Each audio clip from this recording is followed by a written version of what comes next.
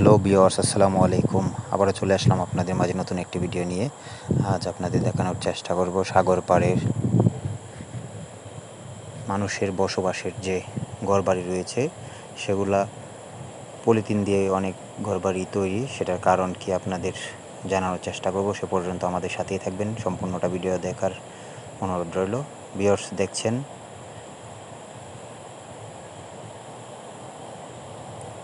এখানকার মানুষের যে বসত বাড়ি রয়েছে সেগুলা পলিথিন দিয়ে তৈরি। দেখেন, ঘরের চাল পলিথিন দিয়ে তৈরি।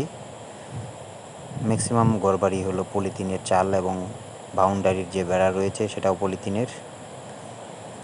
সেটার কারণ হলো এখানকার যে সাগর পাড়ে মানুষের ঘরবাড়ি পলিথিন দেওয়ার উদ্দেশ্য হলো সাগরের পানি থেকে যে বাষ্প হয়ে পানিগুলো উড়ে আসে, এই বাষ্প হওয়া পানিটা যখন টিনের উপর পড়ে, এই লবণ পানি টিনের উপর পড়াতে টিনে মরিচা ধরে এবং তাড়াতাড়ি নষ্ট হয়ে যায়। সেজন্যই ম্যাক্সিমাম ঘরবাড়ি পলিথিন দিয়ে তৈরি করা হয় যেন দ্রুত নষ্ট না হয়।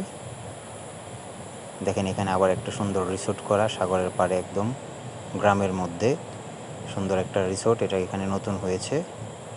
দেখেন, ম্যাক্সিমাম বাড়িঘরের চালই হলো পলিথিন দিয়ে তৈরি। দেখেন কত সুন্দর একটা গ্রাম। ভিউয়ার্স, গ্রামটা আপনাদের কেমন লাগলো? সাগর পাড়ের গ্রাম আপনারা অবশ্যই জানাবেন।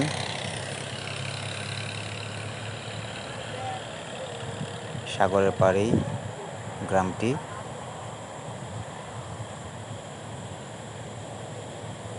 দেখেন, আমি বেড়িবাঁধের উপর দিয়ে যাচ্ছি।